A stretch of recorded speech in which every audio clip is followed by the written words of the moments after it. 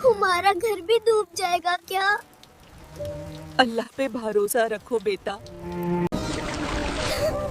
मुझे डर लग रहा है। बारिश इतनी तेज हो रही थी कि पूरा गांव पानी में डूबता जा रहा था। उस रात सिर्फ उनका घर नहीं बल्कि उनकी पूरी जिंदगी बदलने वाली थी। गांव के किनारे एक पुरानी सी झोपड़ी में जैनब और उसकी छोटी पोती गुड़िया रहती थी। साथ में उन कमजोर सी बकरियां भी थीं। गरीबी इतनी थी कि कभी-कभी 2-2 दिन तक चूल्हा नहीं जलता था और कई रातों में वो भूखे ही सो जाती थी बिना एक दाना खाए।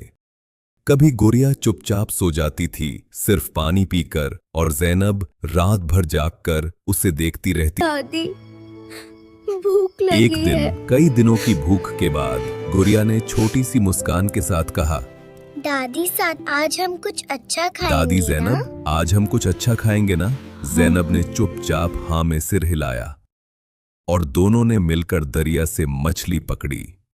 उस रात कई दिनों बाद उनके घर चूल्हा जला। खुशबू पूरी झोपड़ी में फैल गई, मगर उन्हें क्या पता था ये खुशी तूफान से पहले की खामोशी है।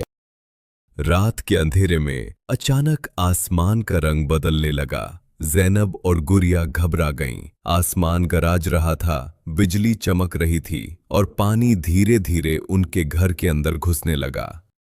दोनों ने जल्दी से बकरियों को अपने पास कर लिया और एक कोने में सिमट कर बैठ गईं। गुड़िया डर से कांप रही थी। दादी जैनब, पानी रुक जाएगा ना? जैनब ने उसे अपनी बाहों में ले लिया। अल्लाह पे भरोसा रखो बेटा। मगर उनकी आंखों में भी डर साफ नजर आ रहा था। सुबह हुई, बारिश रुक चुकी थी, मगर जो नजारा था वो दिल तोड़ देने वाला था। पूरा गांव कीचड़ और पानी में डूबा हुआ था। घर टूट चुके थे। लोग अपना सामान उठाकर गांव छोड़ रहे थे। दादी, सब कुछ खत्म हो गुड़िया गया। की आंखों से आंसू बहने लगे। दादी जैनब, सब कुछ खत्म हो गया। बेटा गुड़िया, जब तक हम जिंदा हैं कुछ भी खत्म नहीं बेटा होता। गुड़िया, जब तक हम जिंदा हैं कुछ भी खत्म नहीं होता।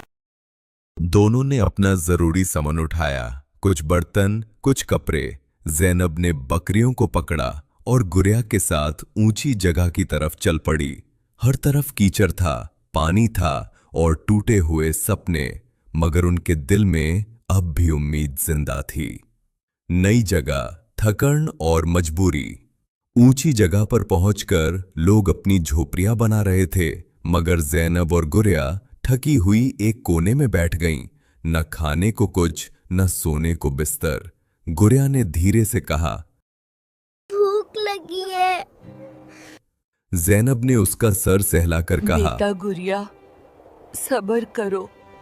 अगली सुबह जैनब ने कहा, गुड़िया, अगर हम यहाँ बैठे रहें तो कुछ नहीं होगा। दोनों ने मिलकर झोपड़ी बनानी शुरू की। लकड़ियां, पुराने कपड़े, पट्टे और धीरे धीरे उनका छोटा सा घर बन गया। कुछ दिन बाद जैनब बीमार पड़ गई, मगर उसने हिम्मत नहीं छोड़ी। उसने मिट्टी के बर्तन बनाना शुरू किए। गुड़िया भी दिन रात मेहनत करती, लोगों के घर काम करती और कई दिन ऐसे भी थे जब वो सिर्फ पानी पीकर सो जाती थी और जैनब उसे चुपचाप देखती रहती थी, मगर कुछ कर नहीं पाती थी।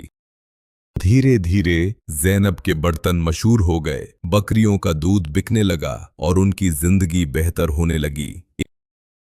एक दिन गुड़िया ने मुस्कुराते हुए कहा, दादी जैनब, याद है जब हम भूखे सोते थे? जैनब की आंखों में आंसू आ गए। गुड़िया मुस्कुराई, अब देखो हम अपनी मेहनत से जी रहे हैं। जैनब ने गुड़िया को गले लगा लिया। जिंदगी ने उन्हें गिराया, सैलब ने सब कुछ छीन लिया, मगर उनकी मेहनत, हिम्मत और मोहब्बत को नहीं तोड़ सका। और आज वो दोनों अपनी मेहनत से अपनी नई जिंदगी लिख चुकी हैं, बिना हार माने। जिंदगी चाहे कितनी भी मुश्किल क्यों ना हो, अगर इंसान हिम्मत, मेहनत और उम्मीद न छोड़े तो वो हर तूफान का सामना कर सकता है। सैलाब जैनब और गुड़िया का घर तो बहा ले गया, मगर उनका हौसला कभी नहीं तोड़ सका। कभी भूख ने उन्हें रुला दिया, कभी मजबूरी ने उन्हें तोड़ दिया, मगर फिर भी उन्होंने हार नहीं मानी, क्योंकि मेहनत, सब्र और मोहब्बत ही इंसान की असली ताकत होती है।